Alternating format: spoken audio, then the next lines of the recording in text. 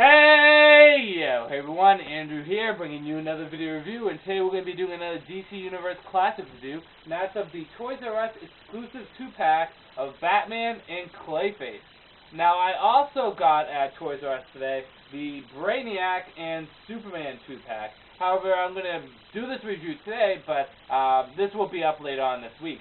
We're not doing Superman and Brainiac right now. Right now, we're doing Batman and Clayface. Now, take a look at these bad boys right here. Like I said, I'm not going to do a character bio of the Trinity. You guys all know my excuse. You know who they are. But I will be doing a character bio of Clayface right here, or at least the best of my ability. Now, I hope you don't mind. Mrs. Cutter is in the background on there. Her computer is broken because of her sister, so she's using mine. Let's talk about Clayface for a bit. There's been multiple incarnations for Clayface. The one that I've had the most exposure to would actually be the Golden Age Clayface. And a lot of the stuff from the Golden Age transitions over into the modern age. Because in Golden Age, during the 40s, Clayface was a disgruntled actor that went around and killed people, wearing a mask, calling himself Clayface. Eventually he was captured, but he made his way out and he was defeated by Batman again. Not much was really done with him. In the modern continuity, things are a little different with Clayface. Clayface was an actor, and his movie was being remade, and he didn't like that, so he decided to kill everyone in the movie. Yeah, okay, that really helped. But anyways, so he joined a gang that was called the Clayface Gang. His real name is Basil Carlo. However, he was defeated by Batman, him and his gang, and eventually ejected himself with some kind of thing. They say it's the essence of his gang members, but I don't think it was that. I think it was something else. I could be wrong.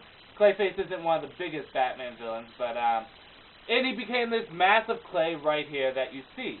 As Clayface, he can basically manipulate his body into almost anything. He can go around charading as other people. He's done it of Batman or Batgirl or some people that he intends to kill. He can turn into anyone, although he can only hold that form for so long. He can turn his clay into solid objects like big spikes or hammers and stuff and become a very effective, deadly villain. He's one of Batman's only two super-powered villains, him and Mr. Freeze. Although I guess Batman does a few other, but really he's one of the only major super-powered ones. Although he's not one of the biggest Batman villains, I still like him. The Clayface episode on Batman the Animated Series was one of the best Batman episodes, and Clayface since has been a great villain on Batman the Animated Series. But for the comics, he hasn't really got the appreciation that he deserves. But that's basically Clayface in a nutshell. Like I said, he hasn't been shown up in the comics quite as much as other mediums. But let's take a look at Clayface first. Now, Clayface is one of the most sought-after DC superhero figures, and it's really kind of hard to get your hands on him. Him, Catwoman, Two-Face, and Series 3 sculpt of Batman are the hardest ones to get your hands on. And you can kind of see why, because he's a totally brand new mold, and he is just fantastically well sculpted. Now, an interesting thing to note is his arms are actually rubbers. They're wires with rubbers in there, so you can position the arms how you want. They may not necessarily stay, but you can try to position them. One hand is bigger than the other. Do I like this rubber thing? It does give off a unique illusion for the figure, but I don't know. It limits the articulation of the arm, or at least I think it does. Unless you force the arms into a certain position, I feel as though it limits the articulation a bit, but maybe that's just me. The articulation, his arms can go all the way around, depending on how well you can move the arms and the wire. Those can move around. The head can turn, but it gets stopped by the rest of the body. You got the abdomen region. The legs can go up a bit and out a bit, but really not that much. Bend at the knees a little and bend at the ankle a little. Not too much. His articulation is more to be desired.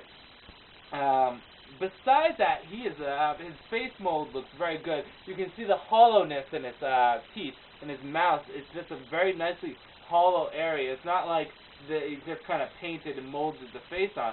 They actually took the time and made it a nice hollow area. If you look inside, you won't be able to see on the camera, but if you look inside, they even detailed the inside of his mouth, which is nice.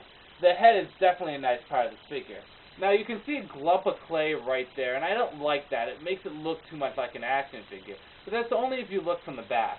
On a whole, this figure is a nice figure. I can see why it's so sought after by fans of the DC superhero line. I don't think it's overly impressive, but it is still a good figure, and it's the reason why I got this 2-pack. Now moving on would be the Batman figure. Now if you didn't notice right away, this Batman figure is actually just a recoloring of the DC Universe Classic Detective Batman, which I brought out just for a comparison in a moment. Now, the clear differences in the color scheme would be the black and gray, and this is a light gray, along with, well, shit all over him. Yes, Batman has shit all over him. Actually, it's not really shit, it's just clay. It goes with the theme, the Clayface Batman 2-pack. At first, I didn't like the concept that they were going to put, well, clay over him.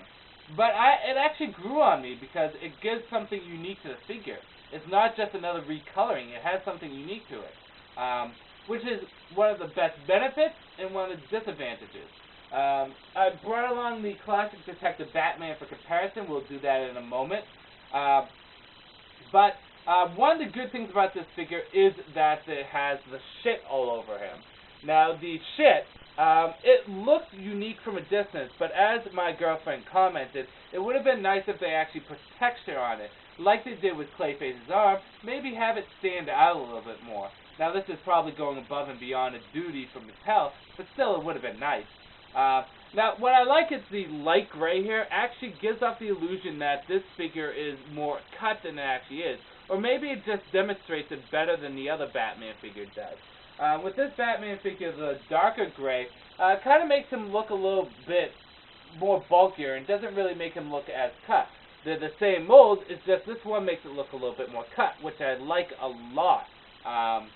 In addition to that, the skin tone on the mouth jaw region is a little bit darker. He does come with one accessory, and that would be the Batarang here.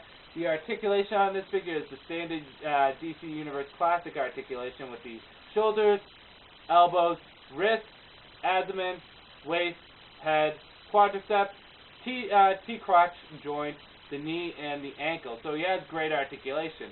On a whole, he is a good-looking figure. I was skeptic about this figure because it's a recoloring and because it had shit on it. However, and quite literally shit. However, together with the Clayface figure, it looks nice and it works well. And I'm surprisingly happy with this 2-pack. It looks very good. Which figure is better? Although this figure is better as a mold, this figure just works better. It's good because now you can get your hands on the Clayface mold, and it's been kind of hard to do so. This figure stands out in the DC Universe Classic line because it has enough different to it. However, if you're looking for a standard Batman figure, this is not what you want to get because it has shit on it. It is shit. I mean, it's supposed to be clay, but it looks like shit.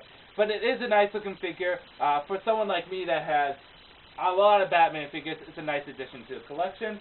And the Clayface figure, nice addition to anyone's collection. You can get this 2-pack online for about $25 on Amazon, relatively cheap for what the 2-packs go for online, or you can find them at your local Toys R Us. Or not. Good luck. These things are hard to find. So with that said, I do recommend picking up this 2-pack, especially for a Batman fan. You will enjoy them. So with that said, this is Andrew saying peace out for now.